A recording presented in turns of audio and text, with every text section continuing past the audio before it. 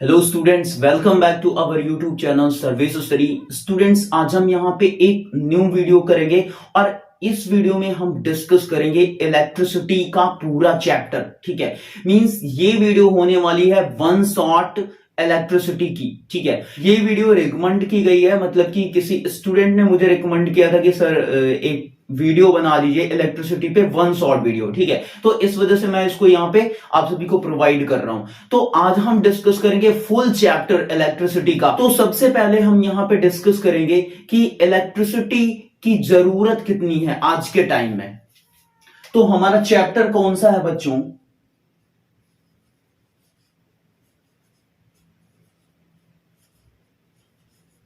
Electricity. ठीक है, तो स्टूडेंट्स आप सभी को पता है कि आज के टाइम में इलेक्ट्रिसिटी की कितनी ज्यादा नीड है। मींस कोई भी ऐसा फील्ड नहीं होगा जहां पे इलेक्ट्रिसिटी का यूज ना होता हो। इंडस्ट्री देख लो, आप घर पे देख लो, ठीक है, कोई भी आप बिजनेस कर रहे हैं वहां पे देख लो, मतलब कि हर जगह इलेक्ट्रिसिटी का यूज है। आप इंटरनेट यूज करते हो, वहां पे भी इलेक्ट्रिसिटी का यूज है। फैन आपका जो चलता है वहां भी इलेक्ट्रिसिटी का यूज है। ये जो बल्ब जल रहे हैं वहां भी यूज है। जो फोन है चार्जिंग के लिए हम इलेक्ट्रिसिटी का यूज करते हैं। प्रेस है हमारा, ठीक है, हीटर है, जितनी भी चीजें हैं वो किस पे डिपेंडेंट है? इलेक्ट्रिसिटी पे। मींस हर एक ऑब्जेक्ट में इलेक्ट्रिसिटी यूज हो रहा है। मैक्सिमम ऑब्जेक्ट्स ऐसे हैं, अप्लायंसेस ऐसे हैं जो इलेक्ट्रिसिटी के बिना चल नहीं सकते हैं। ठीक है, तो इलेक्ट्रिसिटी की अगर हम बात करें तो आज के टाइम में बहुत ही ज्यादा इंपॉर्टेंट हो चुका है इलेक्ट्रिसिटी। ठीक है, अब बच्चों यहां पे हम सबसे पहले डिस्कस करेंगे कि इलेक्ट्रिसिटी आती कहां से है। ठीक है, और जिसके बारे में मैं यहां पे डिस्कस करने जा रहा हूं वो है चार्ज। ठीक है, चार्ज की बात हम करेंगे डिटेल में। यहां पे हम डिस्कस करेंगे यहां पे चार्ज क्या होता है बच्चों। ये एक टाइप की मैटर की प्रॉपर्टी होती है। ठीक है, जिस तरीके से मैटर की एक प्रॉपर्टी होती है मास, मतलब कि कोई भी मैटर है अगर उसका आप देखोगे तो कुछ ना कुछ मास होगा, उसी तरीके से ये एक टाइप की इंट्रिंसिक प्रॉपर्टी बोल सकते हो, फंडामेंटल प्रॉपर्टी बोल सकते हो, या तो फिर आप बोल सकते हो कि इनहेरेंट प्रॉपर्टी ऑफ मैटर जो होता है वो चार्ज होता है। ठीक है, जिस तरीके से मास एक प्रॉपर्टी है मैटर की, उसी तरीके से चार्ज भी मैटर की एक प्रॉपर्टी है। ठीक है, अब ये चार्ज आता कहां से है? सर ये नहीं समझ में आ रहा कि चार्ज आपने बता दिया सिंपली कि ये एक टाइप की प्रॉपर्टी है किसी भी मैटर की, लेकिन ये चार्ज आता कहां से? अगर हम चार्ज की बात करें बच्चों तो यहां पे बहुत ज्यादा डिटेल नहीं दिया है आपके सिलेबस में। हम डिटेल में डिस्कस करेंगे 12th फिजिक्स में, पहला ही चैप्टर है इलेक्ट्रिक चार्जेस एंड फील्ड। लेकिन यहां पे हम थोड़ा सा जरूर डिस्कस करेंगे कि आप एक नॉर्मल सा एक्सपेरिमेंट कर सकते हो कि आप एक कॉम्ब लो और उसको अपने ड्राई हेयर्स में क्या करो, थोड़ा सा रब करो। ठीक है, जिस तरीके से क्या करते हो, कहीं आप फंक्शन में जाते हो तो लगता है कि थोड़ा बाल बाल बना ले, अच्छे दिखे वहां पे। ठीक है, और कंब से अगर अपने ड्राई हेयर को आप क्या करोगे, कम करोगे, ठीक है, रब करोगे, तो वहां पे होगा क्या? जो कंब है वो क्या होगी, आपके हेयर्स में क्या होगी, रब होगी। ठीक है, तो उसके बाद रब करने के बाद आप छोटे छोटे पीसेस ले लो और कंब को अगर उन छोटे छोटे पार्टिकल्स ऑफ पेपर या छोटे छोटे पीसेस ऑफ पेपर के पास ले जाओगे तो वो पीस ऑफ पेपर क्या करेंगे, कंब की तरफ अट्रैक्ट करेंगे। और ये अट्रैक्ट क्यों करेंगे? चार्ज की वजह से। कंब पहले नॉर्मल स्टेट में थी, तब अगर आप पीसेस ऑफ पेपर के पास ले जाओगे कंब को तो वो अट्रैक्शन नहीं होगा। ठीक है, वो फोर्स वहां पे नहीं अप्लाई होगा। लेकिन जब आप अपने हेयर्स में रब कर लोगे कंब को अच्छे तरीके से, उसके बाद ले जाओगे तो वहां पे एक फोर्स ऑफ अट्रैक्शन आपको दिखने के लिए मिलेगा पीस ऑफ पेपर और कंब के बीच में। ठीक है, तो वहां पर जब आपने क्या किया, कंब को अपने हेयर्स में रब किया तो एक टाइप की प्रॉपर्टी जनरेट हो गई, एक टाइप का चार्ज आ गया उस कंब पे। ठीक है, और चार्ज आने की वजह से कंब क्या कर रही है, पीसेस ऑफ पेपर पे एक फोर्स ऑफ अट्रैक्शन अप्लाई कर रही है। ठीक है, तो बच्चों जो चार्ज होता है ना, ये रबिंग करने से आता है। ठीक है, आप रब करोगे, जैसे ग्लास रॉड है उसको आप सिल्क में क्या करोगे, रब करोगे, तो वहां पर भी एक टाइप का चार्ज जनरेट हो जाता है। ठीक है, तो ये हो गया चार्ज आपका। चार्ज के अगर टाइप की बात करें तो बच्चों मेनली दो टाइप्स होते हैं चार्ज के, आप जानते होंगे अच्छे तरीके से। एक होता है पॉजिटिव चार्ज और एक होता है negative charge. Negative charge, positive charge और नेगेटिव चार्ज, इसको प्लस से रिप्रेजेंट करते हैं और इसको माइनस से रिप्रेजेंट करते हैं। ठीक है, अगर चार्ज की प्रॉपर्टी की बात करें तो इनकी एक प्रॉपर्टी ये है कि लाइक चार्जेस क्या करेंगे, लाइक चार्जेस रिपेल करेंगे। ठीक है, अगर हमारे पास प्लस एक चार्ज है और दूसरा भी प्लस चार्ज है तो यहां पे क्या होगा, रिपल्सन होगा। यहां पे क्या होगा, रिपल्सन होगा। या तो फिर अगर एक नेगेटिव चार्ज है दूसरा भी नेगेटिव है तो यहां भी क्या होगा, रिपल्सन होगा। ये क्या करेंगे, एक दूसरे से दूर भागेंगे, रिपेल करेंगे। ठीक है, ये क्या कहेगा कि भाई तुम भी मेरे जैसे हो, मैं क्या करूंगा तुम्हारे साथ रह के, मैं तो उसके पास जाऊंगा जो मेरे से बेटर हो। ठीक है, और आजकल दुनिया का दस्तूर ही है कि जो अच्छा होता है या फिर जो खुद से डिफरेंट होता है लोग उसी की तरफ जाते हैं। ठीक है, तो यहां पे क्या होगा, रिपल्सन होगा बच्चों। अगर यहीं पे मैं क्या करूं, अनलाइक चार्जेस की बात करूं, एक नेगेटिव है दूसरा पॉजिटिव है, तो यहां पे क्या होगा बच्चों, फोर्स ऑफ अट्रैक्शन अप्लाई होगा। ठीक है, एक दूसरे को ये क्या करेंगे, अट्रैक्ट करेंगे, अट्रैक्शन होगा यहां पे। ठीक है, तो एक बात आपको समझ में आ गई कि अगर लाइक चार्जेस रहेंगे, सेम टाइप के चार्जेस रहेंगे, तो वहां पे फोर्स ऑफ रिपल्सन काम करेगा, वो एक दूसरे को रिपेल करेंगे, एक दूसरे से दूर भागेंगे। पॉजिटिव पॉजिटिव रिपेल करेगा, नेगेटिव नेगेटिव रिपेल करेगा। और अगर अनलाइक चार्जेस हैं, एक पॉजिटिव है दूसरा नेगेटिव है, ठीक है, मतलब कि डिफरेंट टाइप के चार्जेस हैं, तो वहां पे क्या होगा, फोर्स ऑफ अट्रैक्शन वर्क करेगा, दोनों आपस में क्या करेंगे, कंबाइन करेंगे, दोनों में प्यार मोहब्बत बढ़ जाएगा। ठीक है, लेकिन इस केस में क्या होगा, दोनों के रिलेशन में एक दरार टाइप की आ जाएगी। ठीक है बच्चों, जो चार्ज की यूनिट होती है, इसकी जो एसआई यूनिट होती है, एसआई यूनिट वो होती है कूलम होती है। ठीक है, इसको कैपिटल सी से रिप्रेजेंट किया जाता है। जो सबसे छोटा चार्ज होता है बच्चों, जो फंडामेंटल चार्ज होता है, वो होता है एक इलेक्ट्रॉन पे। एक इलेक्ट्रॉन पे जो चार्ज की वैल्यू होती है, या उसको आप बोल सकते हो ई, एक इलेक्ट्रॉन पे जो चार्ज की वैल्यू होती है वो कितनी होती है बच्चों, 1.6 इंटू 10⁻⁹ कूलम का चार्ज होता है एक इलेक्ट्रॉन पे। ठीक है, तो ये क्या है, ये एक टाइप का फंडामेंटल चार्ज है, बेसिक चार्ज है। ठीक है, इससे कम किसी पे चार्ज नहीं होगा। ठीक है, जितना भी होगा इसी के मल्टीपल में होगा, एक इलेक्ट्रॉन के बराबर, दो इलेक्ट्रॉन के बराबर, 3 इलेक्ट्रॉन के बराबर। ठीक है, ये बहुत अंदर की बात है जो मैं यहां पे बता रहा हूं आप सभी को। तो किसी भी बॉडी पर इससे कम चार्ज नहीं हो सकता, इससे ज्यादा हो सकता है या फिर इसके बराबर होगा। ठीक है, तो एक इलेक्ट्रॉन पर जो चार्ज होता है वो कितना होता है, 1.6 इंटू 10⁻⁹ कूलम। यहां पे थोड़ी सी बात करूंगा मैं किसकी, कंडक्टर्स और इंसुलेटर्स की। कंडक्टर्स एंड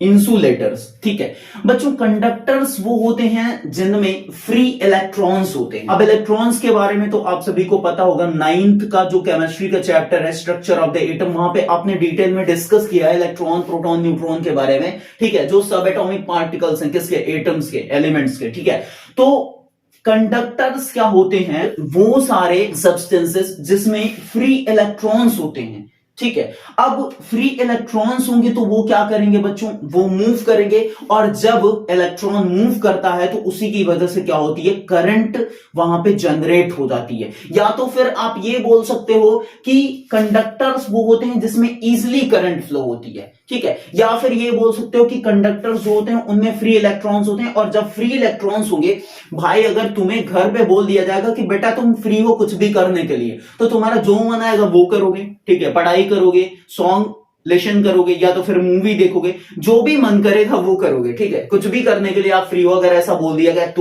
तो कंडक्टर्स में जो फ्री इलेक्ट्रॉन्स होंगे वो क्या करेंगे, मोशन करना स्टार्ट करेंगे, मोशन करते रहेंगे, ऑलवेज मोशन करते रहेंगे, और जब इलेक्ट्रॉन मोशन करेगा तो उसकी वजह से क्या होगा, करंट जनरेट होगी।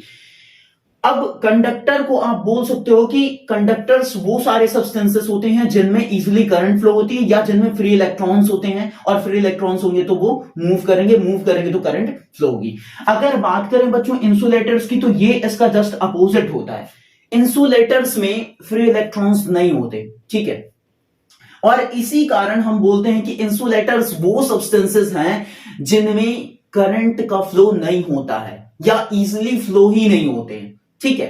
तो ये हो गया इंसुलेटर, ये हो गया कंडक्टर। अगर कंडक्टर के एग्जांपल की बात करें तो जितनी भी मेटल होती ना बच्चों, वो सारी की सारी क्या है, कंडक्टर है। सोडियम हो गया, कॉपर हो गया, एल्यूमिनियम हो गया, मैग्नीशियम हो गया, जितनी भी मेटल है वो सारी की सारी क्या है, कंडक्टर है। अगर इंसुलेटर की बात करें, जैसे ड्राई वुड है, ड्राई वुड हो गया, प्लास्टिक हो गया,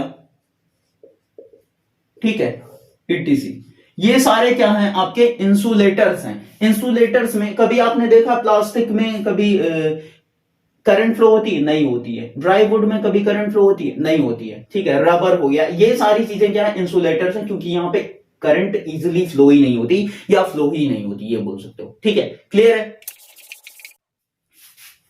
इसके बाद नेक्स्ट टॉपिक हम डिस्कस करेंगे बच्चों इलेक्ट्रिक पोटेंशियल, और इसी के साथ हम डिस्कस करेंगे पोटेंशियल डिफरेंस। क्या है टॉपिक, इलेक्ट्रिक पोटेंशियल या इलेक्ट्रिकल पोटेंशियल, इलेक्ट्रिक पोटेंशियल, ठीक है। अब आप सभी को ये लग रहा होगा कि सर एनसीईआरटी की बुक में तो पहले करंट दिया है, इलेक्ट्रिक करंट क्या होती है, उसके बाद डिस्कस करा है इलेक्ट्रिक पोटेंशियल। देखो रीजन क्या है इलेक्ट्रिक पोटेंशियल डिस्कस करने का, क्योंकि अगर आपको इलेक्ट्रिक पोटेंशियल समझ में आ गया तो फिर इलेक्ट्रिक करंट में प्रॉब्लम नहीं होगी। और इलेक्ट्रिक करंट फ्लो करने के लिए चार्ज की नीड है, जिसको हम यहां पे डिस्कस कर चुके, और सबसे ज्यादा जरूरी है वो क्या है, पोटेंशियल डिफरेंस। इस वजह से मैं पहले इसको डिस्कस कर रहा हूं, ठीक है।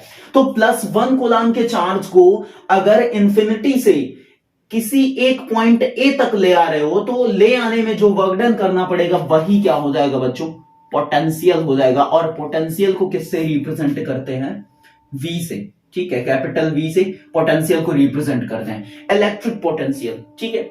अच्छा, अगर मैं बात करूं पोटेंशियल डिफरेंस की, किसकी, पोटेंशियल डिफरेंस। पोटेंशियल डिफरेंस क्या होता है, जैसे कि मान लो हमारे पास दो पॉइंट्स हैं, एक ये है एम पॉइंट और दूसरा है हमारे पास एन पॉइंट, ठीक है। अब एम पॉइंट पे एक चार्ज रखा हुआ है +1 कूलाम का, और इस चार्ज को हम क्या कर रहे हैं, एन पॉइंट तक ले जा रहे हैं, ठीक है। तो पोटेंशियल डिफरेंस क्या होगा बच्चों, एम पॉइंट से +1 कूलाम के चार्ज को एन पॉइंट तक ले जाने में जो वर्क डन करना पड़ेगा वही पोटेंशियल डिफरेंस हो जाएगा, ठीक है। आप ये कह सकते हो कि पोटेंशियल डिफरेंस एक पॉइंट से दूसरे पॉइंट तक यूनिट पॉजिटिव चार्ज को ले जाने में जो वर्क डन करना पड़ता है वही होता है, ठीक है। पोटेंशियल डिफरेंस एक टाइप का अमाउंट ऑफ वर्क डन है, कितना अमाउंट आप वर्क किए एक पॉइंट से दूसरे पॉइंट तक यूनिट पॉजिटिव चार्ज को ले जाने में, ठीक है। तो यहां पे अगर मैं पोटेंशियल डिफरेंस की डेफिनेशन लिखूं तो लिख सकता हूं, potential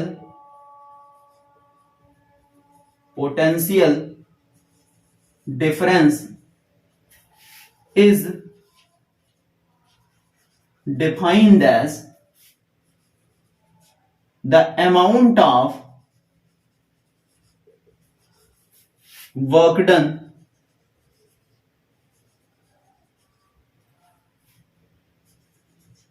in moving a unit positive charge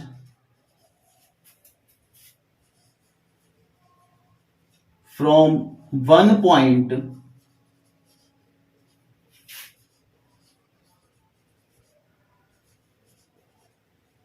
to another, ठीक है।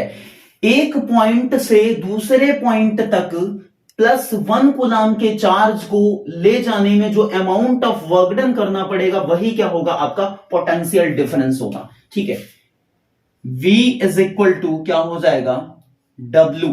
ठीक है, और यहां पे चार्ज की वैल्यू क्या होगी, +1 कूलाम होगी।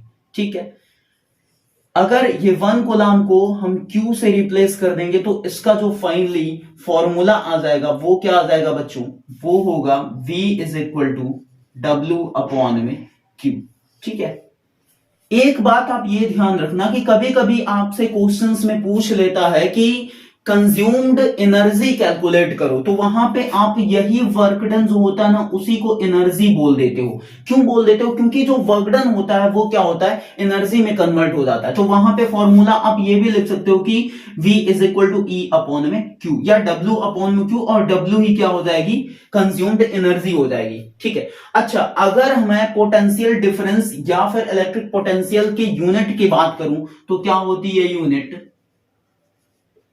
हो जाएगी। वर्कडन की यूनिट क्या होती है बच्चों, जूल होती है, और चार्ज की यूनिट कूलम होती है, तो जूल पर कूलम हो जाएगी इसकी यूनिट, या इसी को बच्चों क्या बोलते हैं, इसी को बोलते हैं वोल्ट। ठीक है, तो फाइनली जो यूनिट आएगी पोटेंशियल डिफरेंस की वो क्या हो जाएगी, वोल्ट हो जाएगी। ठीक है, नेक्स्ट टॉपिक है बच्चों इलेक्ट्रिक करंट। सर अभी तो आ गए आप अच्छे वाले टॉपिक पे, इलेक्ट्रिक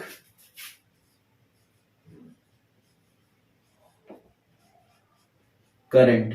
ठीक है, इलेक्ट्रिक करंट क्या होती है बच्चों, आपने चार्ज समझ लिया, पोटेंशियल समझ लिया, अब इलेक्ट्रिक करंट समझने में प्रॉब्लम नहीं होगी। अच्छा सर आप क्यों बोल रहे थे कि जो पोटेंशियल डिफरेंस है वो जरूरी है इलेक्ट्रिक करंट फ्लो कराने के लिए, बहुत जरूरी है बेटा।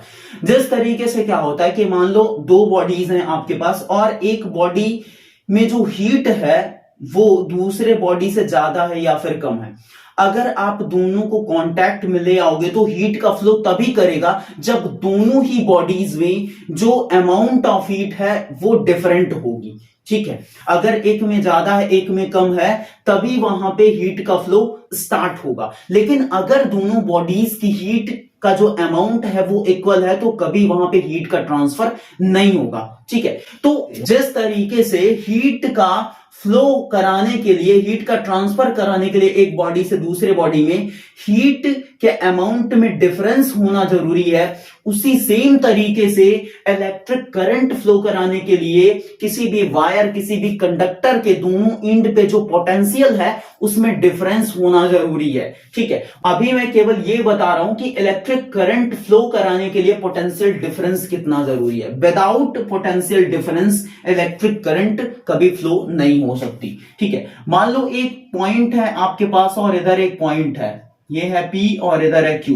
ठीक है, यहां पे आपके पास मान लो पोटेंशियल है 20 वोल्ट का और यहां पे आपके पास पोटेंशियल है 10 वोल्ट का। ठीक है, अब यहां पर करंट का फ्लो होगा, मान लो ये कंडक्टर है, वायर है, अब यहां पर करंट का फ्लो हो जाएगा। लेकिन अगर बाई चांस आपके पास इक्वल पोटेंशियल दे दिया 10 वोल्ट और 10 वोल्ट का, तो यहां पर कभी इलेक्ट्रिक करंट का फ्लो नहीं हो पाएगा, क्योंकि यहां पे क्या है, पोटेंशियल में डिफरेंस नहीं है, और जब भी पोटेंशियल में डिफरेंस नहीं होगा तब इलेक्ट्रिक करंट कभी फ्लो करेगी नहीं।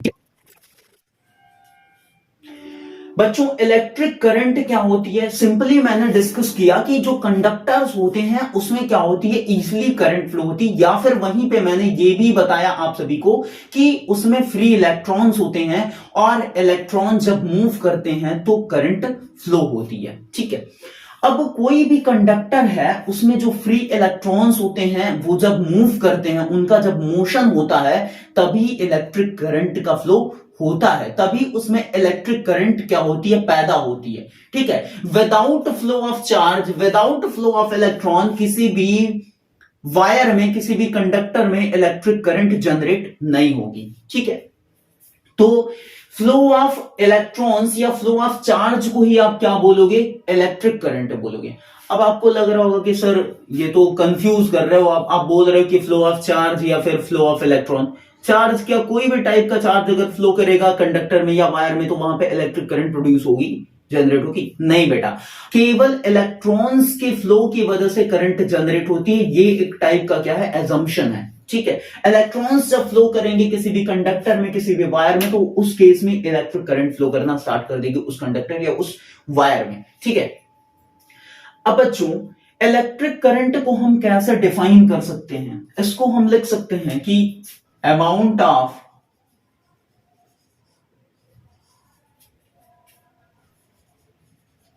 Charge passing through a conductor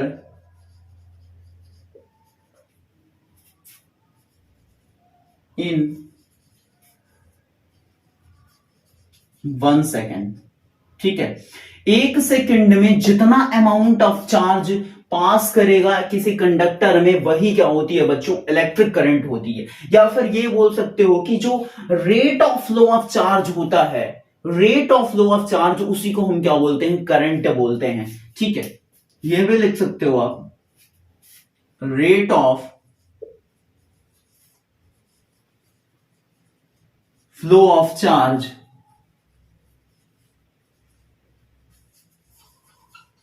is called as electric current. ठीक है, या फिर करंट। ठीक, अब बच्चों यहां से एक फॉर्मूला निकल के आता है कि 1 सेकेंड में जितना अमाउंट चार्ज प्रोड्यूस होगा, जितना अमाउंट ऑफ चार्ज पास करेगा किसी कंडक्टर से, वही क्या होगा, इलेक्ट्रिक करंट होगी। इलेक्ट्रिक करंट को आप स्मॉल आई से रिप्रेजेंट कर लो या फिर आप कैपिटल आई से रिप्रेजेंट कर लो, कोई प्रॉब्लम नहीं है।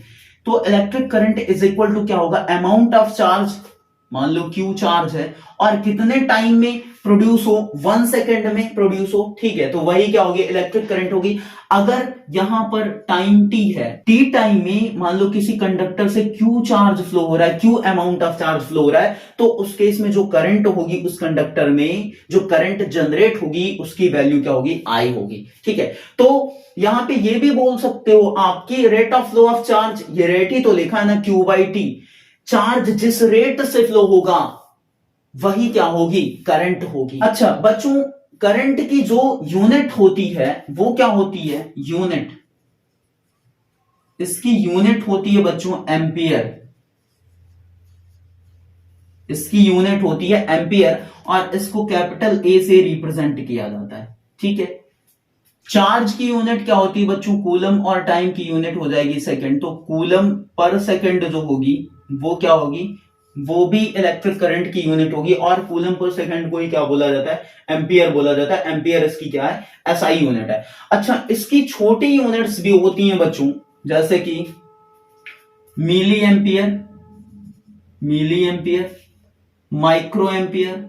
ठीक है, इसकी छोटी यूनिट्स हैं ये। Milli ampere, 1 milli ampere is equal to होता है 10 टू द पावर -3 एम्पियर, और 1 micro ampere is equal to होता है 10 टू द पावर -6 एम्पियर। ठीक है, जनरली यही सारी यूनिट्स यूज होती हैं, क्योंकि बच्चों एम्पियर बहुत बड़ी यूनिट हो जाएगी। ठीक है, अगर मैं बात करूं यहां पर थोड़ी सी कि इलेक्ट्रिक करंट का फ्लो करने का डायरेक्शन क्या होगा, डायरेक्शन ऑफ इलेक्ट्रिक करंट। ठीक है, जैसे कि मान लो एक कंडक्टर है आपके पास, ठीक है, ये एक कंडक्टर है,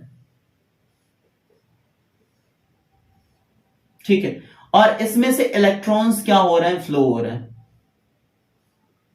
ये मान लो P पॉइंट है और ये N पॉइंट है, मतलब P इंड है और ये N इंड है। मान लो कि इलेक्ट्रॉन्स का जो फ्लो हो रहा है, जो इलेक्ट्रॉन्स का फ्लो हो रहा है वो P से N की तरफ हो रहा है, मतलब कि इलेक्ट्रॉन्स क्या हो रहे हैं, P से N की तरफ जा रहे हैं। तो करंट का फ्लो क्या होगा, करंट के फ्लो करने का जो डायरेक्शन होगा वो इलेक्ट्रॉन के फ्लो करने के डायरेक्शन के जस्ट अपोजिट होगा। ठीक है, जो करंट के फ्लो होने का डायरेक्शन होगा वो N to P होगा। ठीक है, N to P, क्योंकि P to N जा रहे हैं इलेक्ट्रॉन। अब आप पूछोगे कि सर ऐसा क्यों, क्यों मैं ये मानूं, मानना पड़ेगा भाई, ये एजम्पशन है एक टाइप का। ठीक है,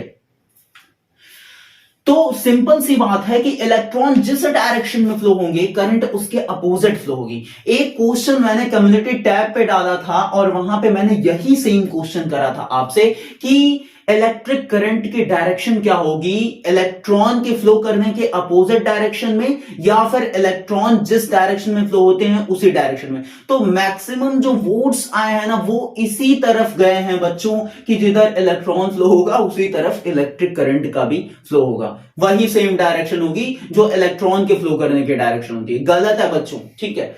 इलेक्ट्रॉन जिधर फ्लो करेगा उसके अपोजिट में क्या होगा, इलेक्ट्रिक करंट फ्लो। एक यहां पे आप सिंपल सी बात समझ सकते हो कि आप ये मान लो कि इलेक्ट्रॉन जो है वो इलेक्ट्रिक करंट का बहुत बड़ा दुश्मन है, और जब दोनों में दुश्मनी हो जाएगी तो वहां पे क्या होगा, इलेक्ट्रॉन अगर इधर जाएगा तो करंट इधर जाएगी। जैसा कि आप डेली लाइफ में देखते हो कि अगर आपकी किसी से लड़ाई हो जाती तो वो जो कहेगा ना वो तो आप सुन नहीं सकते, ठीक है, या फिर आप जो बोलोगे वो कभी वो नहीं सुनेगा, ठीक है। तो इलेक्ट्रॉन जिधर फ्लो करेगा उसके अपोजिट डायरेक्शन में करंट की डायरेक्शन होगी।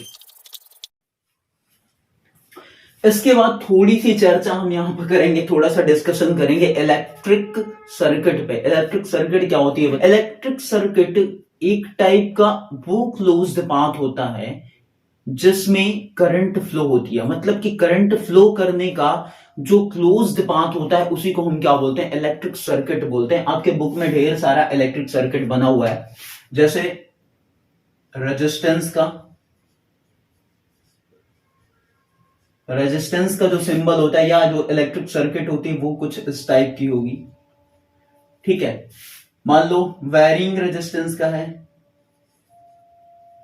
वैरिंग रेजिस्टेंस का वो कैसा होगा, ऐसा बना के एक तीर मार दो मर जाएगा, मतलब कि वो किसका हो जाएगा, सर्किट वैरिंग रेजिस्टेंस का।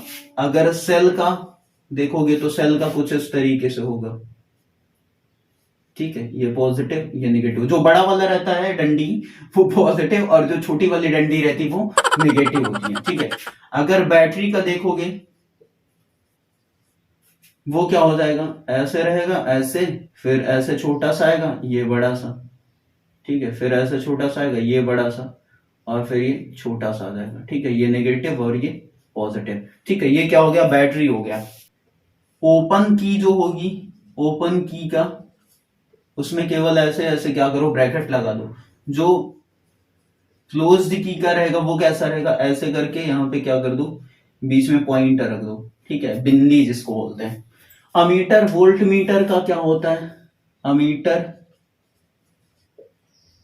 का होता है ऐसे ये बना देगा, इधर पॉजिटिव और इधर नेगेटिव, ठीक है। वोल्ट मीटर का, वोल्ट मीटर का हो जाएगा V और इधर पॉजिटिव इधर नेगेटिव, सॉरी इधर पॉजिटिव इधर नेगेटिव, ठीक है, सेम होगा। अच्छा बच्चों एक चीज मैं आप सभी को बताना भूल गया कि अमीटर क्या होता है। अमीटर एक टाइप का डिवाइस होता है जो मेजर क्या करता है, इलेक्ट्रिक करंट को मेजर करता है। और वोल्ट मीटर क्या होता है, वोल्ट मीटर एक टाइप का डिवाइस है ये भी, जो कि मेजर करता है इलेक्ट्रिक पोटेंशियल, ठीक है। तो पोटेंशियल डिफरेंस या पोटेंशियल मेजर करने के लिए वोल्ट मीटर का यूज करते हैं और अमीटर का यूज करते हैं इलेक्ट्रिक करंट मेजर करने के लिए, ठीक है। तो ये बात हो गई किसकी, इलेक्ट्रिक सर्किट। इसके बाद बच्चों हम डिस्कस करेंगे एक बहुत ही इंपॉर्टेंट सा टॉपिक, ओम्स लॉ, जो कि हर बार बोर्ड एग्जाम में पूछा जाता है, ठीक है, ओम्स लॉ, ओम्स लॉ, ठीक है, बहुत ही इंपॉर्टेंट टॉपिक है।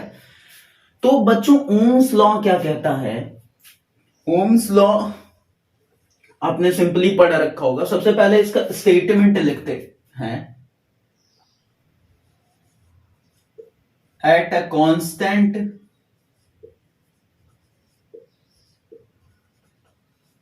temperature the current flowing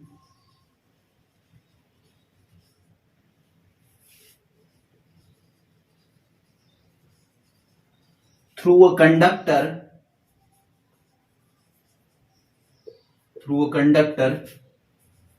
is directly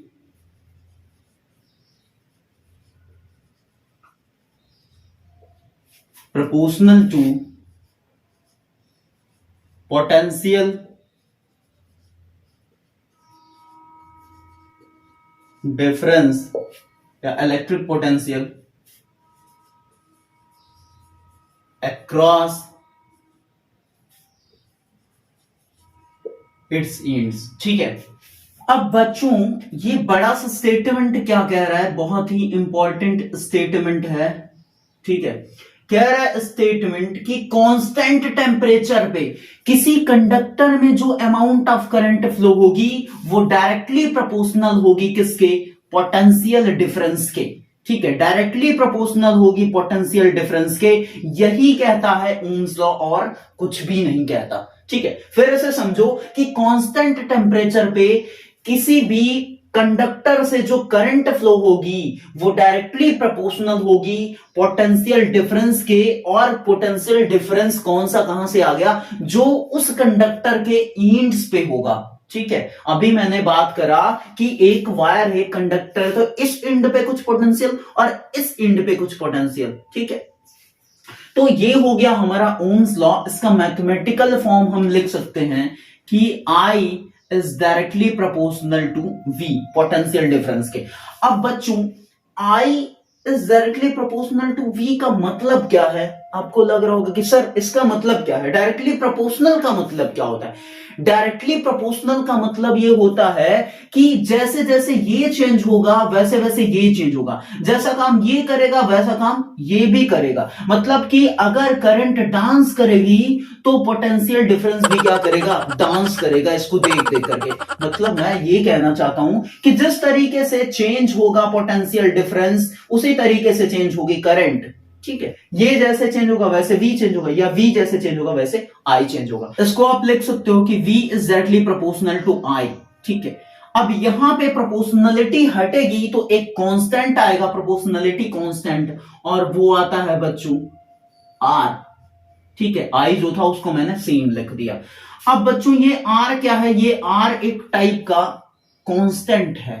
R क्या है, कांस्टेंट है, कांस्टेंट है, और इसको बोलते हैं रेजिस्टेंस। ठीक है, आ गया दादा रेजिस्टेंस। रेजिस्टेंस एक टाइप का कांस्टेंट होता है बच्चों। ठीक है, यहां से आप ये भी लिख सकते हो कि V अपॉन में I is equal to R। ठीक है, ये क्यों लिख रहे हो सर, ये थोड़ा सा कुछ बताना है आप सभी को। जो करंट होगी वो पोटेंशियल डिफरेंस के डायरेक्टली प्रोपोर्शनल होगी और रेजिस्टेंस के इनवर्सली प्रोपोर्शनल होगी। इसका मतलब क्या है, इसका मतलब यह है बच्चों कि अगर किसी भी कंडक्टर में रेजिस्टेंस की वैल्यू ज्यादा है या उस कंडक्टर का जो रेजिस्टेंस है वो ज्यादा है तो उसमें करंट का फ्लो करने का जो अमाउंट होगा ना बेटा वो कम होगा। ठीक है, करंट ज्यादा अमाउंट में तब फ्लो करेगी किसी भी कंडक्टर या वायर से जब उस वायर या कंडक्टर का रेजिस्टेंस कम होगा। ठीक है, रेजिस्टेंस कम तो करंट ज्यादा फ्लो करेगी, करंट ज्यादा फ्लो करेगी मतलब रेजिस्टेंस कम है। सर एक ही बात तो कर दी, तो रेजिस्टेंस ज्यादा तो करंट कम फ्लो करेगी। ठीक है, थोड़ा सा ग्राफ ड्रॉ कर लेते हैं V और I के बीच में। Graph between V and I। ठीक है, करंट और पोटेंशियल डिफरेंस के बीच में एक ग्राफ ड्रॉ करते हैं और वहां से भी हम वेरीफाई करेंगे, किसको वेरीफाई करेंगे, ओम्स लॉ को। ठीक है सर, ग्राफ से कैसे करोगे अभी बता रहा हूं। मान लो कि हमारे पास पोटेंशियल डिफरेंस और करंट की कुछ वैल्यू होगी, कुछ ना कुछ आपके पास डाटा होता है तभी तो आप ग्राफ प्लॉट कर पाते हो। ठीक है, मान लो हमारे पास पोटेंशियल है, पोटेंशियल डिफरेंस है 2 वोल्ट का, 4 वोल्ट का, 6 वोल्ट का, 8 वोल्ट का। 2 वोल्ट पे जो करंट फ्लो हो रही वो है 1 एम्पियर की, 4 वोल्ट पे 2 एम्पियर की, 6 वोल्ट पे 3 एम्पियर की और 8 वोल्ट पे 4 एम्पियर की। ठीक है, ये डाटा आपके पास दिया हुआ है। अब क्या करना है कि एक ग्राफ प्लॉट करना है, GRAPH प्लॉट करना है यहां पर पोटेंशियल डिफरेंस और करंट के बीच में। मैंने एक्स एक्सिस पे ले लिया करंट को और वाई एक्सिस पे ले लिया पोटेंशियल को। ऐसे बना लेते हैं, ये 2 हो गया, ये 4 हो गया, 6 हो गया, 8 हो गया और ये 10 हो गया, 8 ही तक है। इधर ऐसे बना लेते हैं 1 2 3 4 5 6, ठीक है। अब देखो 2 वोल्ट पे जो करंट है वो कितना है, 1 एम्पियर है। 2 वोल्ट कहां है बेटा, इधर है 2 वोल्ट, 1 एम्पियर इधर हो गया। 4 वोल्ट पे 2 एम्पियर की करंट है, ये कुछ यहां आएगा, ठीक है।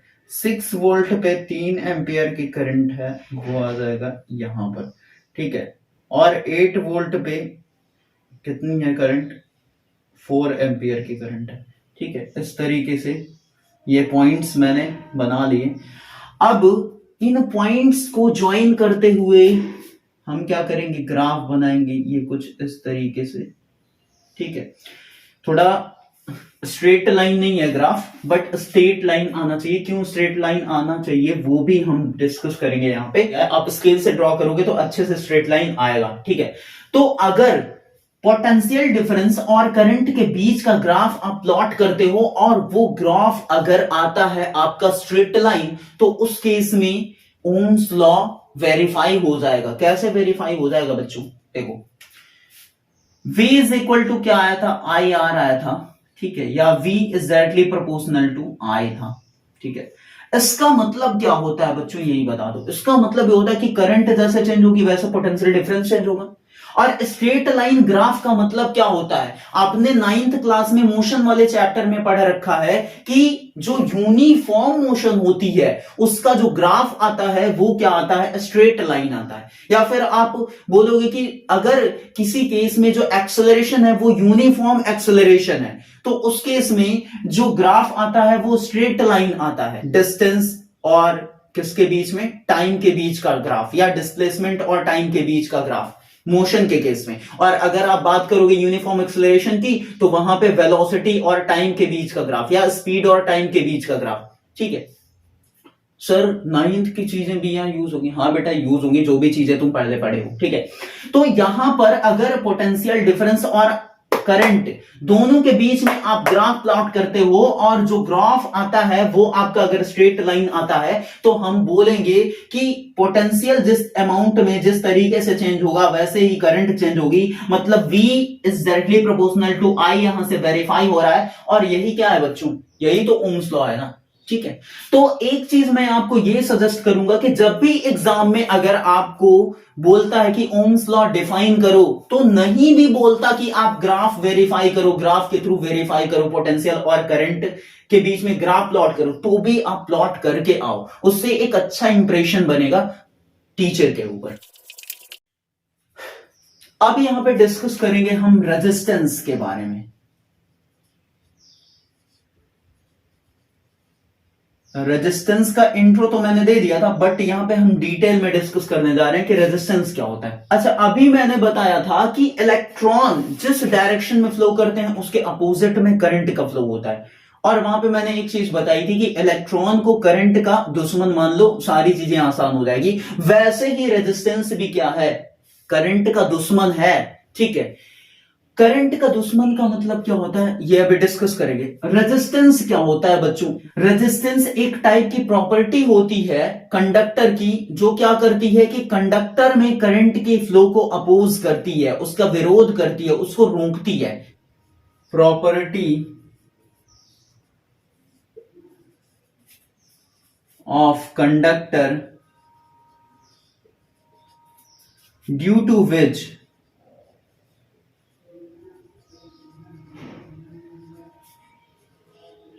it opposes the flow of current, flow of current. Resistance की जो यूनिट होती है बच्चों, यूनिट ऑफ रेजिस्टेंस वो होती है ओम, OHM। और इसको हम रिप्रेजेंट करते हैं किससे, ओमेगा से, ठीक है। ये इसका सिंबल होता है इसके यूनिट को रिप्रेजेंट करने का, ठीक है। बच्चों जो रेजिस्टेंस होता है वो किस पे डिपेंड करता है, डिपेंड्स ऑन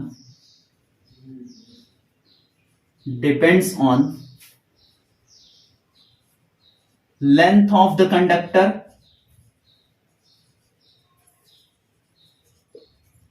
ठीक है, थिकनेस ऑफ द कंडक्टर, ठीक है। इसी के साथ डिपेंड करता है temperature of the conductor, temperature पे डिपेंड करता है कंडक्टर के, और इसी के साथ डिपेंड करता है material of the substance of the conductor, material of the substance of conductor. मतलब कि कंडक्टर जिस भी मटेरियल से बना हुआ है, जिस भी सब्सटेंस से बना हुआ है, उस पर भी डिपेंड करेगा, ठीक है। अच्छा, नेक्स्ट टॉपिक के लिए ये चीजें इंपॉर्टेंट हैं, ठीक है। तो रेजिस्टेंस आपको समझ में आ गया कि ये प्रॉपर्टी है एक कंडक्टर की, जो क्या करती है, करंट के फ्लो को अपोज करती है, रोकती है, करंट को फ्लो नहीं होने देती है, बोलती है कि रुक जा तो कहीं जाएगी नहीं, ठीक है। ये सारी चीजें। अच्छा, इसका जो फॉर्मूला आया था according to Ohm's law, R is equal to क्या आया था, वी अपॉन में आई, ठीक है, यही आया था फॉर्मूला।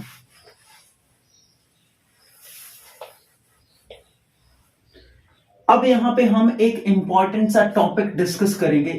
चलो, टॉपिक का नाम पहले नहीं बताते, ठीक है, बाद में बताते हैं। आप गेस करके कमेंट में बताओ कि टॉपिक मैं कौन सा डिस्कस करने जा रहा हूं, ठीक है। कुछ फैक्टर्स हैं जिसपे क्या करता है, रेजिस्टेंस डिपेंड करता है।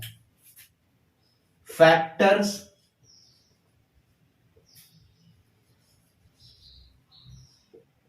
Affecting the resistance. रेजिस्टेंस को कौन कौन से फैक्टर्स अफेक्ट करते हैं, कौन कौन से फैक्टर प्रभावित करते हैं। देखो, रेजिस्टेंस किस पे डिपेंड करता है, ठीक है। कमेंट में बताना कि मैं कौन सा टॉपिक यहां पे डिस्कस करने जा रहा हूं, ठीक है। मतलब ये एक टॉपिक है, कौन सा टॉपिक है वो आपको बताना, जिस तरीके से रेजिस्टेंस एक टॉपिक है, ठीक है। अब बच्चों, फर्स्ट ऑफ ऑल जो कंडक्टर का रेजिस्टेंस होता है वो डिपेंड करता है लेंथ पे। अभी मैंने बताया लेंथ ऑफ द कंडक्टर, ठीक है। लेंथ ऑफ द कंडक्टर के डायरेक्टली प्रोपोर्शनल होता है रेजिस्टेंस हमारा, ठीक है। मान लो अगर L लेंथ है तो R is directly proportional to small l, ठीक है। दूसरा डिपेंड करता है किस पे, डायमीटर पे बोल सकते हो, थिकनेस बोल सकते हो, क्रॉस सेक्शन एरिया बोल सकते हो, क्रॉस सेक्शन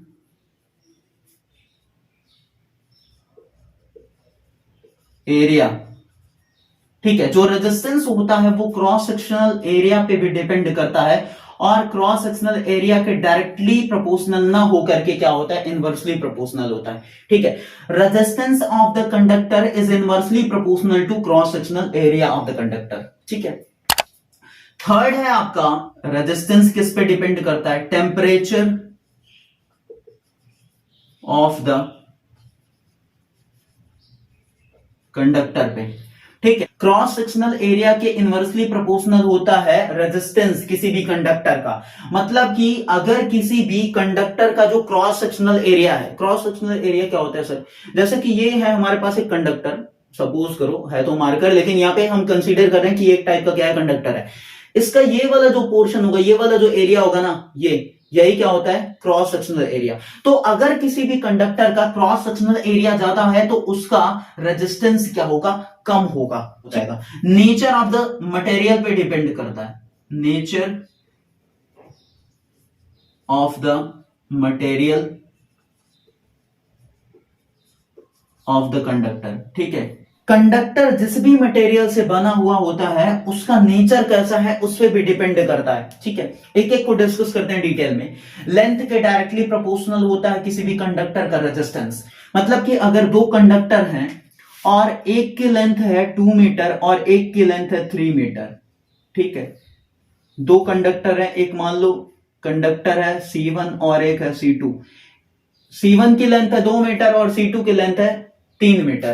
तो यहां पर अगर आपसे पूछा जाएगा कि किसका रेजिस्टेंस ज्यादा होगा, तो R of C1 is less than R of C2। मतलब कि दूसरे वाले कंडक्टर का जो रेजिस्टेंस होगा वो ज्यादा होगा पहले वाले कंडक्टर से, ठीक है। तो लेंथ अगर ज्यादा है कंडक्टर की तो रेजिस्टेंस भी उसका ज्यादा होगा। क्रॉस सेक्शन एरिया की हम बात कर चुके कि इनवर्सली प्रोपोर्शनल होता है, मतलब रेजिस्टेंस अगर ज्यादा होगा तो क्रॉस सेक्शनल एरिया कम होगा, ठीक है, या क्रॉस सेक्शनल एरिया ज्यादा है तो रेजिस्टेंस की वैल्यू कम होगी। थर्ड है टेम्परेचर ऑफ द कंडक्टर, मतलब कि जो भी कंडक्टर होते हैं ना उनके टेम्परेचर पे भी डिपेंड करता है उसका रेजिस्टेंस, ठीक है। अगर कंडक्टर का टेम्परेचर बढ़ गया तो रेजिस्टेंस उसका बढ़ जाएगा, ठीक है। नेक्स्ट है बच्चों nature of the material of the conductor. Conductor जिस भी मटेरियल का यूज करके बनाया गया है उस पर भी डिपेंड करता है किसी भी कंडक्टर का रेजिस्टेंस। फॉर एग्जाम्पल दो वायर्स हैं हमारे पास, एक है कॉपर की वायर, कॉपर वायर, और एक है नाइक्रोम वायर, नाइक्रोम वायर, ठीक है। मान लो कि दो वायर्स हैं हमारे पास, एक है कॉपर का वायर और दूसरा है नाइक्रोम का वायर, और दोनों का क्या है, लेंथ सेम है, सेम लेंथ और सेम डायमीटर, ठीक है, या सेम क्रॉस सेक्शनल एरिया। दोनों का सेम लेंथ है और डायमीटर भी सेम है, क्रॉस सेक्शनल एरिया भी सेम है, बट दोनों का जो रेजिस्टेंस होगा ना वो डिफरेंट हो जाएगा। क्यों डिफरेंट हो जाएगा? क्योंकि एक कॉपर से बना हुआ है और एक नाइक्रोम से बना हुआ है। जो नाइक्रोम का वायर होगा, ठीक है, जो नाइक्रोम का वायर होगा उसका जो रेजिस्टेंस होगा वो क्या होगा, ग्रेटर देन होगा 60 टाइम्स कॉपर के वायर से, ठीक है। कॉपर के वायर से जो नाइक्रोम का वायर होगा वो 60 टाइम्स उसका रेजिस्टेंस क्या होगा, ग्रेटर, या ये कह सकते हो कि जो कॉपर का वायर होगा उसका रेजिस्टेंस 60 टाइम्स कम होगा नाइक्रोम के वायर से। तो यहां से क्या समझ में आ रहा है कि जो नाइक्रोम वायर का रेजिस्टेंस होगा वो 60 टाइम्स क्या होगा, ज्यादा होगा कॉपर के वायर के रेजिस्टेंस से, ठीक है। बोल रहे थे कि कमेंट करो कौन सा टॉपिक यहां पे डिस्कस कर रहे हैं, ठीक है। तो वो टॉपिक कौन सा है वो मैं यहां पे बताने जा रहा हूं। जो रेजिस्टेंस है, अगर इन मैं सारे पॉइंट्स को क्या करूं, कंबाइन करूं, मेनली क्या है, दो पॉइंट्स को, ठीक है, ये सभी तो थ्योरेटिकल है। तो जो रेजिस्टेंस है वो क्या होगा, डायरेक्टली प्रोपोर्शनल होता है लेंथ के और इनवर्सली प्रोपोर्शनल होता है क्रॉस सेक्शनल एरिया के। तो यहां से मैं ये बोल सकता हूं कि R is directly proportional to L upon में A, ठीक है। और यहां पर प्रोपोर्शनलिटी हटाएंगे तो एक कांस्टेंट आएगा, और वो कांस्टेंट कौन सा होता है बच्चों, रो होता है, जिसको क्या बोलते हैं, रो, रो से रोना वाला, ठीक है। और ये जो रो होता है ना इसको हम क्या बोलते हैं, रेजिस्टिविटी, रेजिस्टिविटी, ठीक है। ये एक टाइप का क्या है, कांस्टेंट है, ठीक है। तो इसे टॉपिक की मैं बात कर रहा था कि कौन सा टॉपिक मैं यहां पे बताने जा रहा हूं, वो कौन सा टॉपिक था, रेजिस्टिविटी था। रेजिस्टिविटी को मैं डिस्कस करने वाला था। तो रेजिस्टिविटी एक टाइप का क्या है, कांस्टेंट है। R is equal to rho into L upon में, ये एक टाइप का क्या है, आपके पास फॉर्मूला आ गया, कंप्लीट फॉर्मूला जिसपे न्यूमेरिकल्स आते हैं। अच्छा, कंडक्टर, सेमीकंडक्टर और इंसुलेटर की रेजिस्टिविटी की अगर मैं बात करूं तो जो रेजिस्टिविटी होती है कंडक्टर की वो क्या होती है, कम होती है in comparison to semiconductor,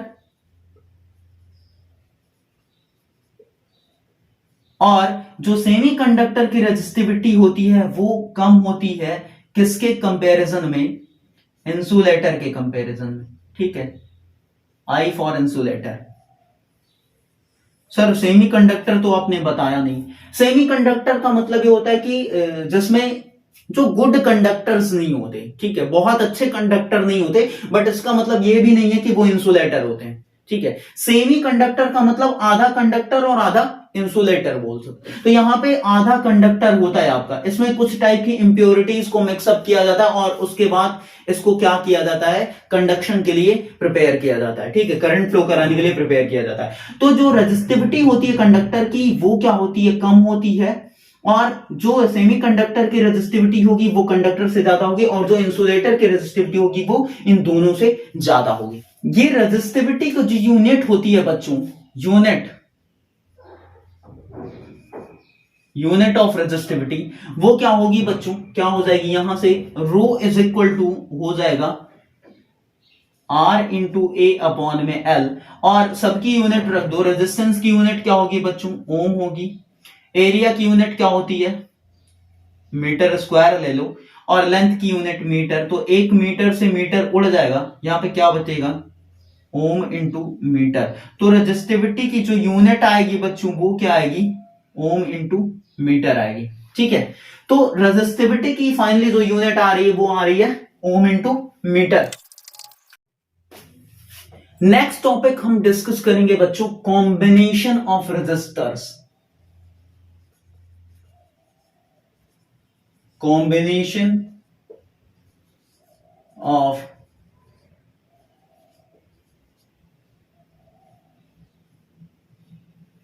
registers, मतलब कि रजिस्टर्स को हम कैसे कंबाइन कर सकते हैं। ठीक है, अच्छा क्यों कंबाइन करते हैं, क्योंकि किसी केस में हमको ज्यादा रेजिस्टेंस की जरूरत होती है, किसी केस में हमको कम रेजिस्टेंस की जरूरत होती है, तो इस वजह से हम क्या करते हैं, रजिस्टर्स को कंबाइन करते हैं। ठीक है, अब दो टाइप का कॉम्बिनेशन होता है, एक होता है सीरीज कॉम्बिनेशन, सीरीज कॉम्बिनेशन, ठीक है, और एक होता है आपका कौन सा, पैरेलल कॉम्बिनेशन। तो सबसे पहले हम डिस्कस करेंगे यहां पे सीरीज कॉम्बिनेशन को। तो एक यहां पे फिगर ड्रॉ कर लेते हैं,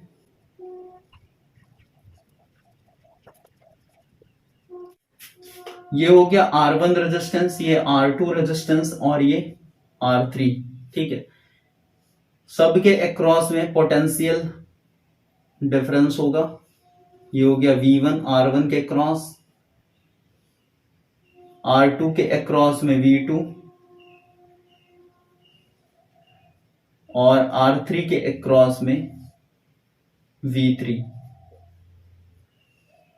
ठीक है, ये positive negative positive negative positive negative. ठीक है, मान लो करंट फ्लो कर रही है I, और यहां भी वापस आएगी I। ठीक है, ये क्या है, सर्किट डायग्राम है जहां पर तीन resistors R1 R2 and R3 combined है, किस केस में, सीरीज कॉम्बिनेशन में। सीरीज का मतलब क्या होता है, जैसे बोलते हैं कि आप एक सीरीज में खड़े हो जाओ, एक ऐसे खड़ा हुआ, फिर उसके जस्ट सामने एकदम सीधे एक खड़ा हुआ, फिर नेक्स्ट वाला उसके सामने स्ट्रेट में खड़ा हुआ, तो वो क्या हो गया, सीरीज हो गया। तो मैंने सीरीज में ही तो ऐड किया है R1 R2 R3। ठीक है, इस तरीके से सीरीज में मैंने रेजिस्टर्स को ऐड कर दिया, और सबके अक्रॉस में पोटेंशियल डिफरेंस लगा हुआ है। ठीक है, अब यहां पर हम फॉर्मूला डिराइव करेंगे सीरीज कॉम्बिनेशन का बच्चों। ठीक है, अच्छा यहां पे अगर मैं टोटल पोटेंशियल की बात करूं, टोटल पोटेंशियल डिफरेंस, तो टोटल पोटेंशियल डिफरेंस क्या हो जाएगा, V इज इक्वल टू आ जाएगा आपका V1 plus V2 plus V3। ठीक है, V1 V2 V3 तीन पोटेंशियल है, तीनों रेजिस्टर्स के अक्रॉस में, तीनों को ऐड कर देंगे तो वही क्या हो जाएगा, टोटल पोटेंशियल डिफरेंस हो जाएगा। ठीक है, अच्छा बच्चों, ओम्स लॉ के according, according to Ohm's law, Ohm's law, ये अकाउंट मत समझ लेना, ठीक है, अकाउंट नंबर नहीं है ये, according to Ohm's law V is equal to क्या होता है, IR होता है। ठीक है, करंट इस केस में क्या होगी, कांस्टेंट होगी, एक ही करंट सभी में जाएगी, सारे रजिस्टर्स में एक ही करंट फ्लो करेगी। ठीक है, लेकिन पोटेंशियल डिफरेंस वेरी करेगा। तो यहां पे ध्यान रखना कि सीरीज कॉम्बिनेशन में पोटेंशियल डिफरेंस वेरी करता है, बट करंट यहां पे क्या करता है, कांस्टेंट रहता है। ठीक है, ये बात ध्यान रखना, बच्चे अक्सर करके कंफ्यूज हो जाते हैं या भूल जाते हैं। ठीक है, तो V इज इक्वल टू मैं यहां पे क्या रख सकता हूं, IR रख सकता हूं अकॉर्डिंग टू ओम्स लॉ, और V1 क्या लिख सकता हूं, I तो कांस्टेंट है, V1 के अक्रॉस में रजिस्टर कौन सा है, R1 है, IR2 है, IR3 है। ठीक है, यहां से क्या हो जाएगा, IR is equal to, I common लेंगे सब में, तो क्या हो जाएगा R1 plus R2 plus R3, तो I से I यहां पे क्या हो जाएगा, उड़ जाएगा, यह आ जाएगा R is equal to R1 plus R2 plus R3। अच्छा बच्चों, ये R है क्या, ये R है, आर इक्विवेलेंट बोलो या फिर बोलो आर टोटल, टोटल रेजिस्टेंस या इक्विवेलेंट रेजिस्टेंस का जो फॉर्मूला आता है सीरीज कॉम्बिनेशन के केस में वो आता है R1 R2 R3, और ज्यादा लगाओगे तो और ज्यादा आएगा R4 R5, इस तरीके से बढ़ता जाएगा। ठीक है, तो जो R इक्विवेलेंट का फॉर्मूला आता है इन सीरीज कॉम्बिनेशन वो R1 plus R2 plus R3 ऐसे आता है। सर ये तो बहुत हलवा डेरिवेशन था, इसको तो सभी डेराइव कर, तो हाँ, तो मैं कहां कह रहा था कि बहुत हार्ड डेरिवेशन है, हलवा ही तो है। ठीक है, इसके बाद डिस्कस करना है बच्चों दूसरा type, parallel combination. Parallel combination, ठीक है, सीरीज हो गया पैरेलल कॉम्बिनेशन।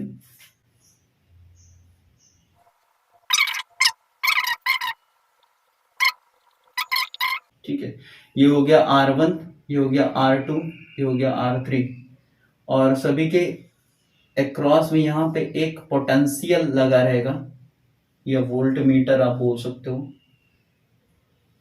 ठीक है, प्लस माइनस। ठीक, यहां से करंट जाएगी I, और यहां पे ये हो जाएगी I1, यहां पे I2, और यहां पर I3। देखो इंपॉर्टेंट है तो प्लीज स्किप मत करना, वीडियो को एंड तक देखते रहना।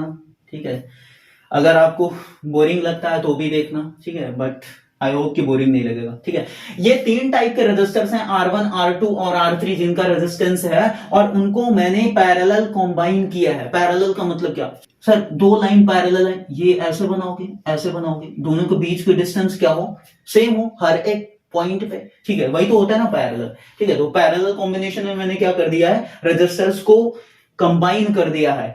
यहां से आई करंट जा रही है, और इस पॉइंट पे करंट क्या हो जाएगी, बंट जाएगी। ठीक है, डिस्ट्रीब्यूट हो जाएगी I1 I2 और I3 में। फाइनली लास्ट में भी हमको आई करंट मिलेगी, यहां से निकलेगी कौन सी, I1, यहां से निकलेगी I2, और यहां से निकलेगी I3, तीनों यहां पे ऐड हो जाएंगी, और फिर से आई सर्किट में चली जाएगी। ठीक है, अच्छा एक सेकंड, ये गलत हो गया थोड़ा सा, ये डंडी छोटी रहेगी, एक तरफ पॉजिटिव एक तरफ नेगेटिव। ठीक है, अब देखो यहां पर हम फॉर्मूला डिराइव करेंगे पैरेलल कॉम्बिनेशन में इक्विवेलेंट रेजिस्टेंस का। ठीक है, अच्छा बच्चों यहां पे क्या होता है, अगर मैं यहां पे देखूं total current I is equal to क्या हो जाएगा बच्चों, I1 plus I2 plus I3। तीन करंट है I1 I2 I3, तीनों को ऐड करेंगे तो वो I के इक्वल होगी। अच्छा फिर से लगाएंगे ओम्स लॉ, और अकॉर्डिंग टू ओम्स लॉ क्या हो जाएगा बच्चों, according to Ohm's law I is equal to क्या होता है बच्चों, V अपॉन में R होता है कि नहीं होता है। ठीक है, तो I की वैल्यू मैं रख सकता हूं क्या, V अपॉन में R is equal to I1 क्या हो जाएगा, V अपॉन में I1 किस रजिस्टर में जा रही है, R1 में, प्लस V अपॉन में R2 प्लस V अपॉन में R3। R3 में जा रही है I3, R2 में जा रही है I2, और R1 में जा रही है I1। ठीक है, ये हो जाएगा V अपॉन में R is equal to, V common करेंगे तो क्या हो जाएगा, 1 अपॉन में R1 प्लस 1 अपॉन में R2 प्लस 1 अपॉन में R3। ठीक है, ये V से V क्या हो जाएगा, उड़ जाएगा, यहां से आ जाएगा 1 अपॉन में R is equal to 1 upon में R1 प्लस 1 अपॉन में R2, 1 अपॉन में R2 प्लस 1 अपॉन में R3। ठीक है, ये क्या है, ये है इक्विवेलेंट रेजिस्टेंस कैलकुलेट करने का फॉर्मूला, जब रेजिस्टर्स किस में कंबाइन होंगे, पैरेलल कॉम्बिनेशन में। ठीक है, ये है 1 अपॉन में R equivalent is equal to 1 upon में R1 प्लस 1 अपॉन में R2 प्लस 1 अपॉन में R3, और भी जोड़ना है तो आप जोड़ सकते हो। ठीक है, मैं तो इतना ही जोड़ूंगा। ठीक है, अच्छा पैरेलल कॉम्बिनेशन के केस में जो पोटेंशियल डिफरेंस होता है वो कांस्टेंट रहता है, वेरी नहीं करता। करंट की वैल्यू वेरी करती है, आप देख पा रहे हो कि R1 में दूसरी करंट जा रही है, R2 में दूसरी जा रही है, और R3 में दूसरी जा रही है। ठीक है, तो करंट वेरी करेगा पैरेलल में, पोटेंशियल डिफरेंस सेम रहेगा। सीरीज के केस में पोटेंशियल डिफरेंस वेरी करता है, करंट सेम रहेगी। ठीक है, ये बात याद रखना। नेक्स्ट टॉपिक जो बच्चों हम यहां पे डिस्कस करेंगे वो है most important topic, heating effect of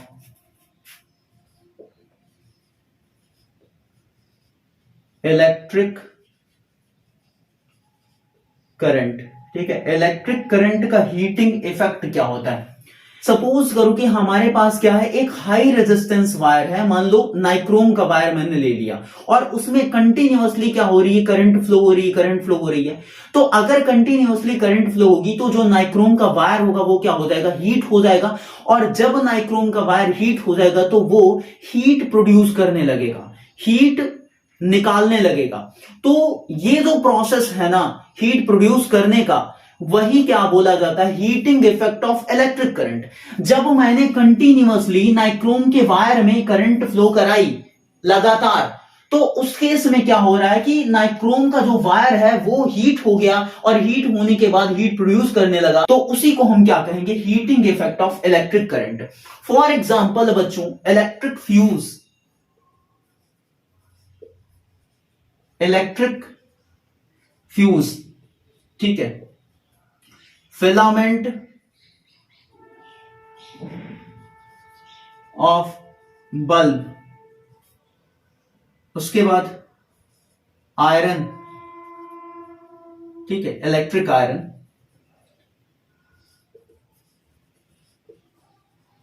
electric iron, ठीक है।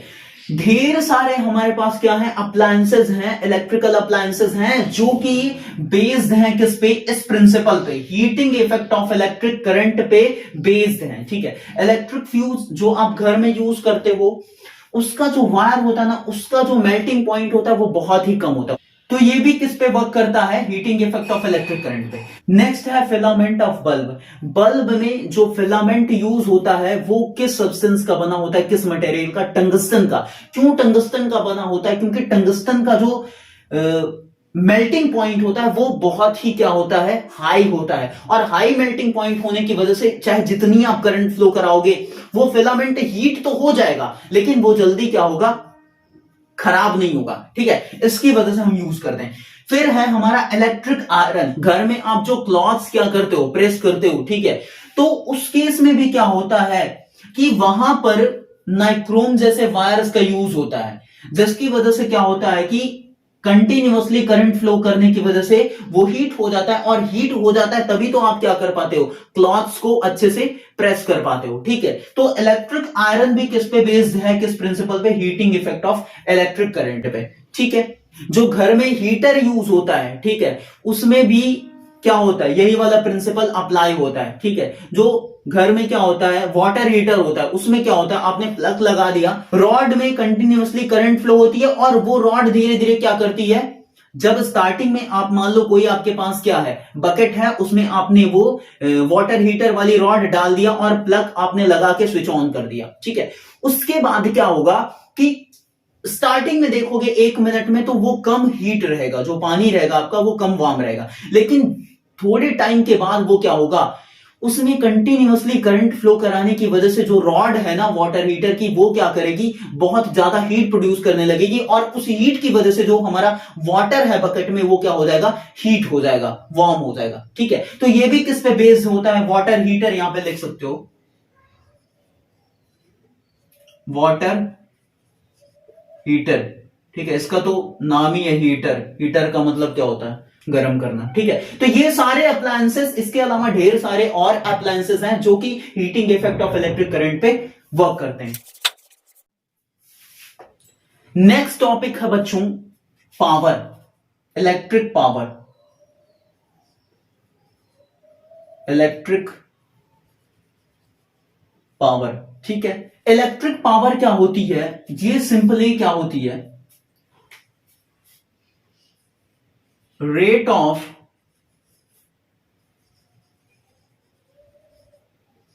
Doing work. ठीक है, वर्क करने का जो रेट होता है वही क्या बोला जाता है बच्चों, इलेक्ट्रिक पावर बोला जाता है। तो rate of doing work is known as electric power. इसका जो फॉर्मूला होता है बच्चों वो क्या होता है, P is equal to W upon में T होता है। ठीक है, वर्क डन किस रेट से हो रहा है ये कौन डिफाइन करता है बच्चों, पावर डिफाइन करता है। पावर के द्वारा हम डिफाइन कर सकते हैं कि वो उसका जो वर्क डन होगा, उस अप्लायंस के द्वारा जो वर्क किया जाएगा वो किस रेट से किया जाएगा। ठीक है, तो P is equal to W upon में T ये इलेक्ट्रिक पावर का फॉर्मूला होता है। इसकी यूनिट क्या होती है बच्चों, यूनिट होती है वॉट।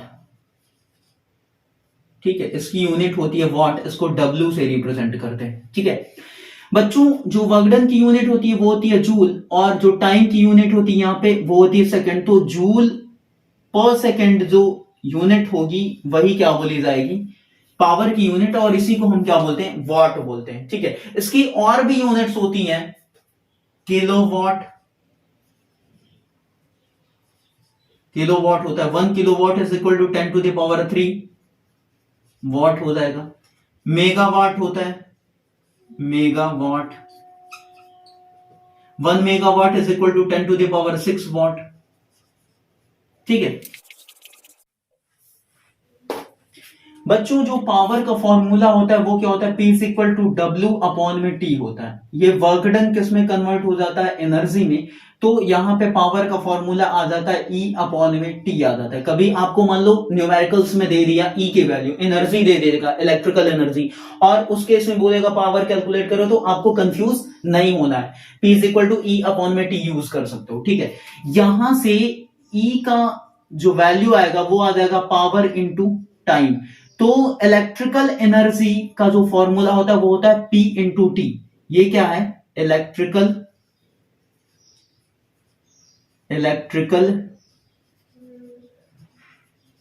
एनर्जी। ठीक है, और इसकी जो यूनिट होगी बच्चों वो क्या हो जाएगी, यूनिट हो जाएगी जूल। जैसा कि आपने 9th में पढ़ रखा था कि एनर्जी की यूनिट क्या होती है, कोई भी एनर्जी हो जूल ही होगी यूनिट। बच्चों, इलेक्ट्रिकल एनर्जी की कॉमर्शियल यूनिट होती है, commercial unit of electrical energy. ठीक है, E is equal to formula क्या है अपने पास, पावर इंटू टाइम, और पावर मान लो यहां पे मैं क्या ले रहा, 1 kilowatt,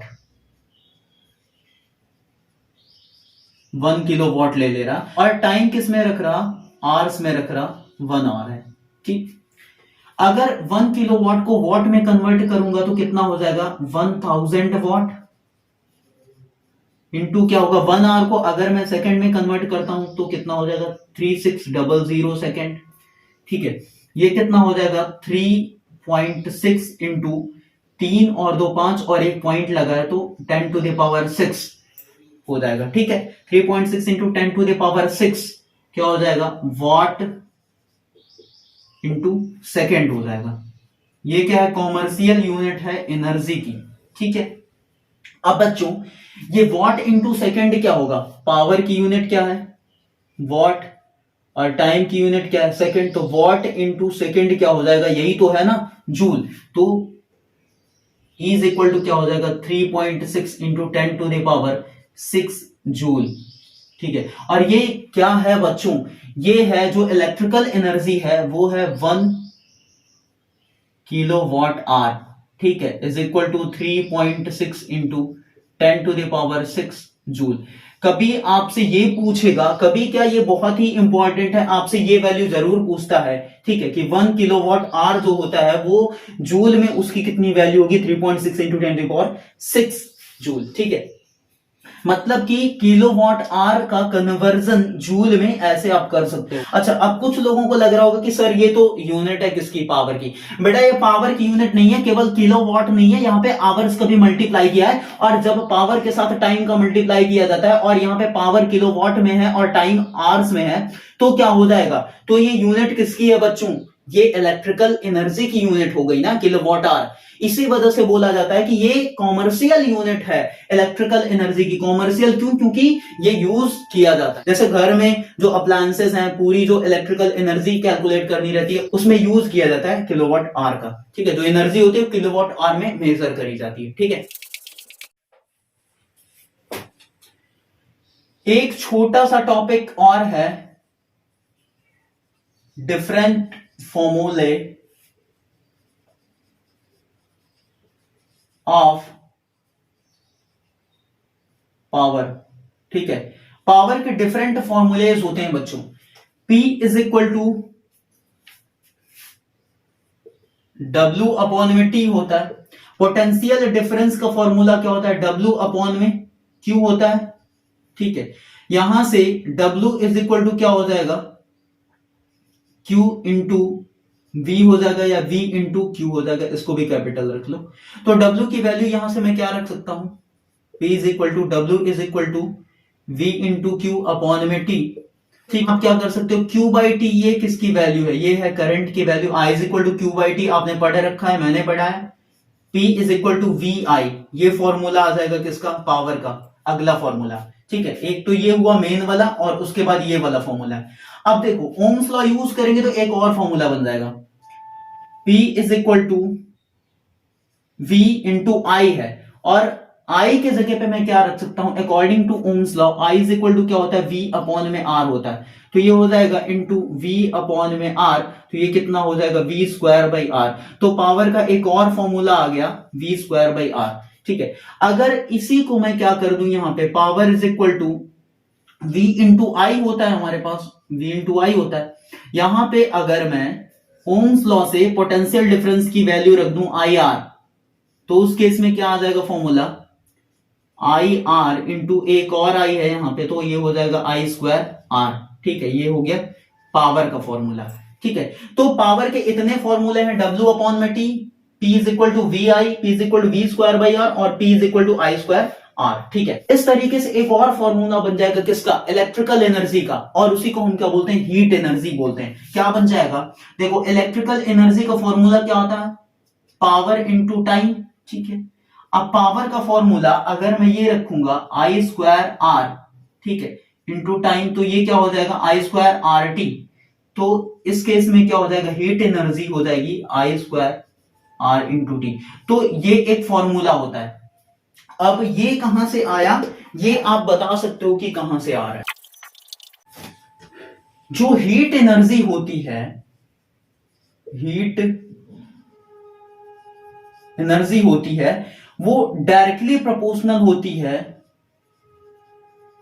square of the current के। ठीक है, ऐसे भी बता सकते हो आप। इसके अलावा जो हीट एनर्जी होगी वो डायरेक्टली प्रोपोर्शनल होगी रेजिस्टेंस के। ठीक है, और हीट एनर्जी जो होगी वो टाइम के भी डायरेक्टली प्रोपोर्शनल होगी। इन तीनों पॉइंट को मैं अगर कंबाइन करता हूं तो क्या हो जाएगा? हीट जो डायरेक्टली प्रोपोर्शनल होगी वो क्या हो जाएगी? Square of the current means I square, resistance R, और टाइम T। तो यहां से फाइनली फॉर्मूला आएगा H is equal to I square R into T। ऐसे भी कर सकते हो आप। ठीक है, तो आई होप कि आपको ये वन शॉट वीडियो बहुत अच्छे तरीके से समझ में आया होगा, और आपके प्रिपरेशन में, बोर्ड एग्जाम के प्रिपरेशन में काफी हेल्पफुल रहा होगा। टर्म 2 बोर्ड एग्जाम जो होने वाला है। और अगर आपको अच्छा लगता है तो वीडियो को लाइक करिएगा। जिस भी टॉपिक में डाउट होगा आपको कमेंट में बताइएगा, मैं उस टॉपिक का एक और वीडियो बनाऊंगा। ठीक है, और इसके अलावा आप कौन से टॉपिक पे वीडियो चाहते हो वो भी कमेंट सेक्शन में मेंशन करना। और अगर आप चैनल पे नए हो तो चैनल को सब्सक्राइब कर लेना, साथ ही साथ बेल आइकन भी प्रेस कर लेना, ताकि इस तरह की इंपॉर्टेंट वीडियो का नोटिफिकेशन आपके पास सबसे पहले पहुंच जाए।